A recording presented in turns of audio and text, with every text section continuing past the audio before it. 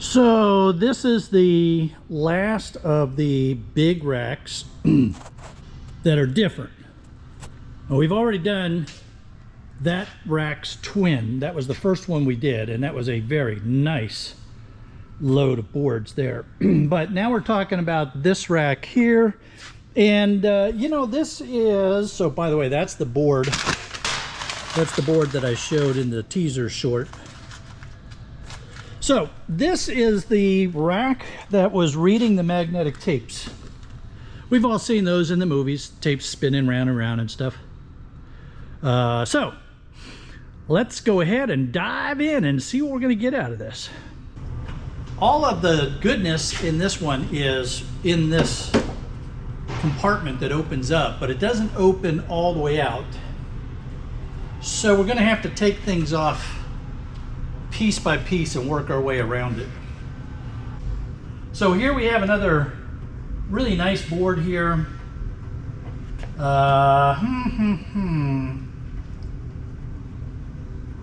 It looks better from a distance. It's going to be a gold finger card.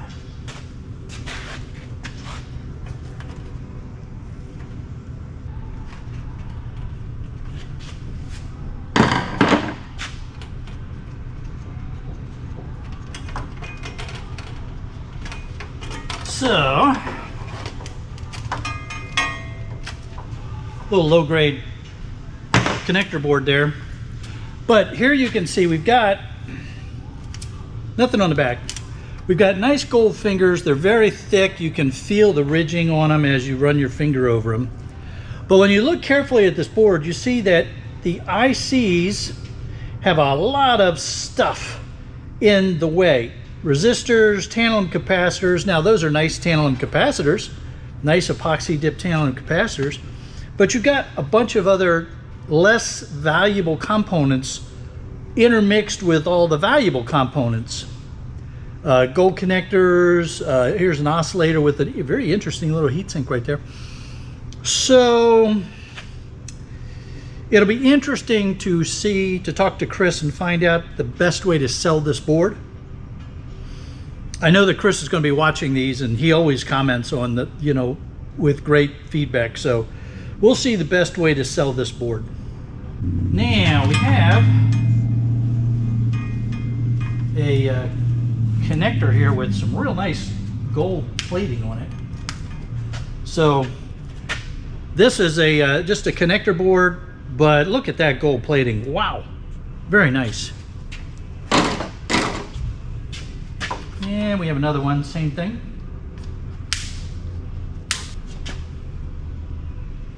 Can you just imagine how finely tuned and smooth these motors had to be for driving the tape, the magnetic tape in these systems?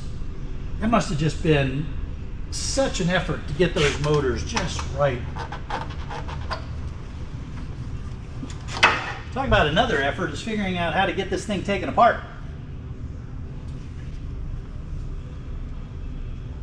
So this board, I think I'm going to have to come at it from behind.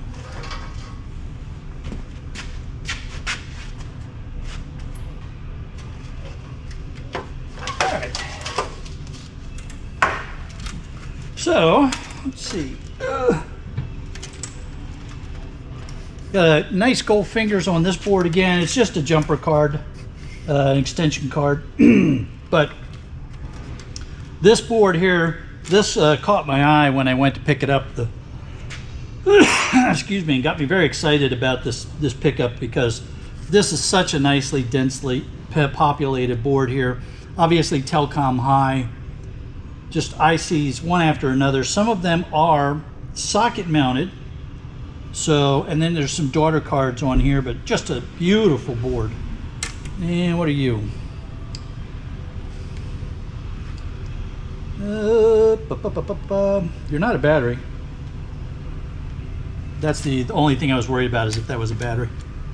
All right, so we'll get the wires cleaned up. We'll get this off of here, and that's going in with our telecom highs. You know, somehow, I'm sure they didn't build this in place. I'm sure that they had some process for for getting it in here. And I'm also curious now, as I'm looking at this, yeah, there's a huge chunk of aluminum here for mounting everything to it. Very cool.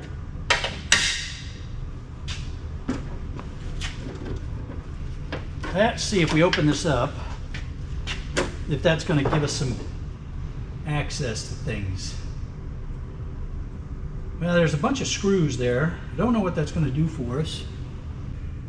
It looks like Allen's over here that might be on the hinges. So, and we've got some Phillips. Let's get this door off out of the way first.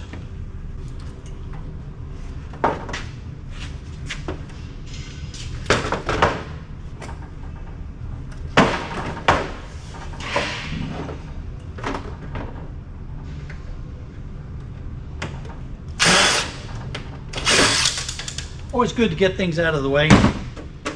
Okay, that's not aluminum. This part was plastic. Oh well. Bummer, but oh well. I'm thinking that maybe these Allens will release this part from the hinge. Now let me get at it. Easier. Maybe. Let's make some, I want to get some stuff ready for it because it's going to be heavy. I want to be able to put it down quickly. All right, let's see how this is going to play out.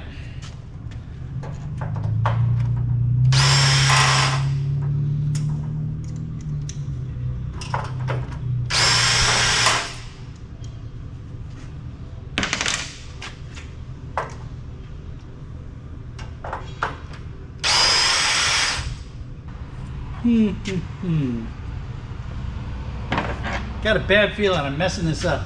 There has to be an easier way to do this, and I just don't know what it is.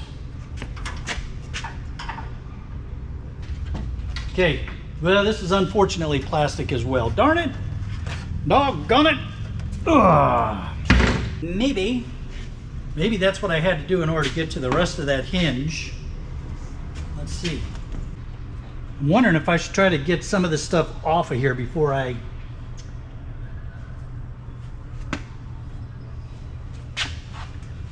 Let's see, this bracket down here might come out.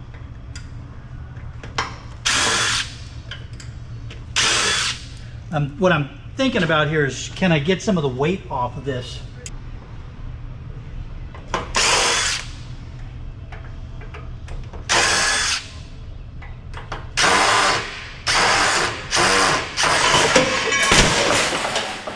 Man, that bad boy was heavy.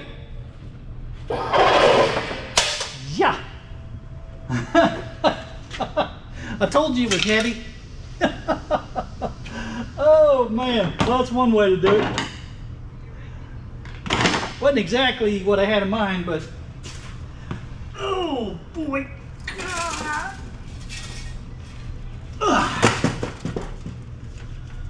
Great googly mooglies. Well, let's get it up on the tailgate and see what we're dealing with here. All right, well, I gotta tell you, that was much, I knew it was gonna be heavy, but oh my God, that was much heavier than I anticipated.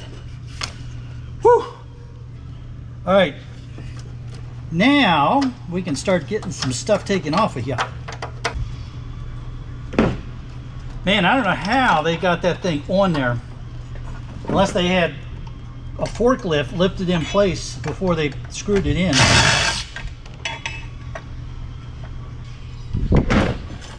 All right, so here we have big old chunk of aluminum heatsink for some oscillators and some FETs. So we'll get this broken down. We've got a nice oscillator there. I can't tell if it's got a gold back, but we'll check it. Big old epoxy dip tantalums. So there's some nice components here. Otherwise, it's not that exciting. It's a low grade board, but there's some stuff here that we'll pull off. Oh, interesting. All right, that's an interesting way to do it.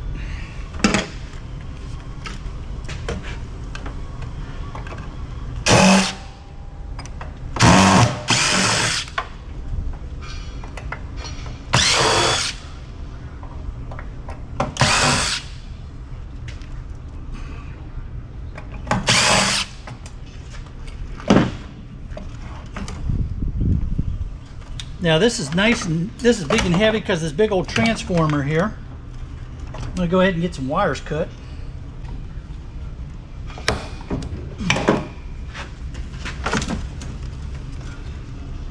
Yeah, that's where a lot of that weight is right there. You got big old transformer right there, and then of course you got these caps.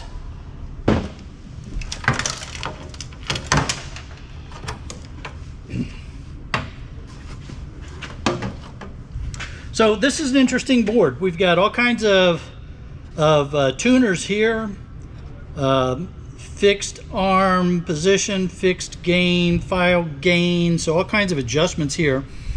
Big old epoxy dip tantalums, oscillators, more oscillators on heatsink. But technically it's a gold finger card. A lot of stuff on here. So you know what, I'm curious about this one oscillator here. These oscillators, I want to see if they're gold capped. No, they're not. They're just standard oscillators. Nothing to get overly excited about there. This is that nice big chunky plate of aluminum that I was telling you about. We're going to get to this as we take off the rest of this stuff.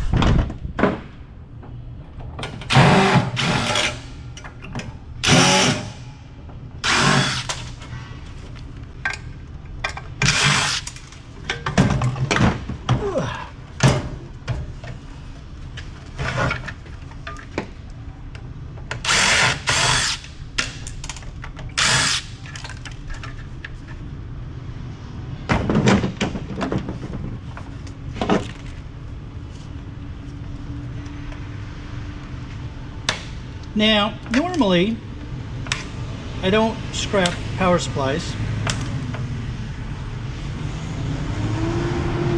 but we might mess around with this one and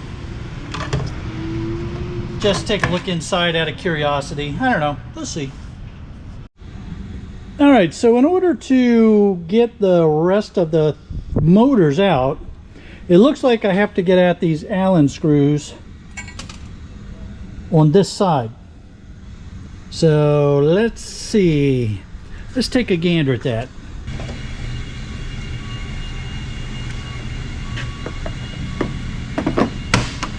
So we're doing that one by hand.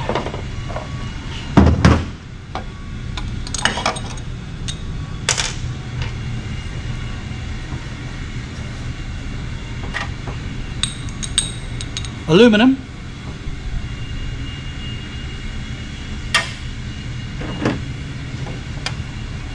That's just a plastic receiver tray.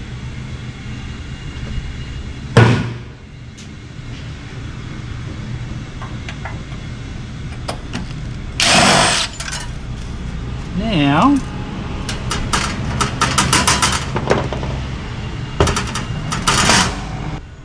all right, now.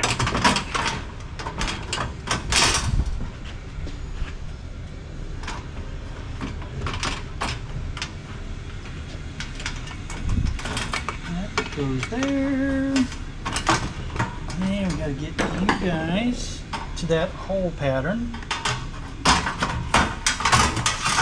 There we go. Now, that's sheet steel. Get that out of the way. Ah, la la la la la la la la la.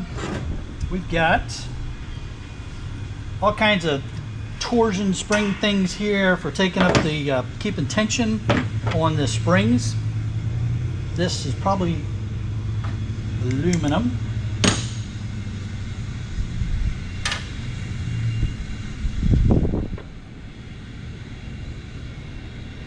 Let's see here. I think we can do this without causing any major damage. There we go. All right, well, I'm going to be busy unscrewing some things here, so why don't you all chill out for a little bit, and I'll be back when I get everything unscrewed.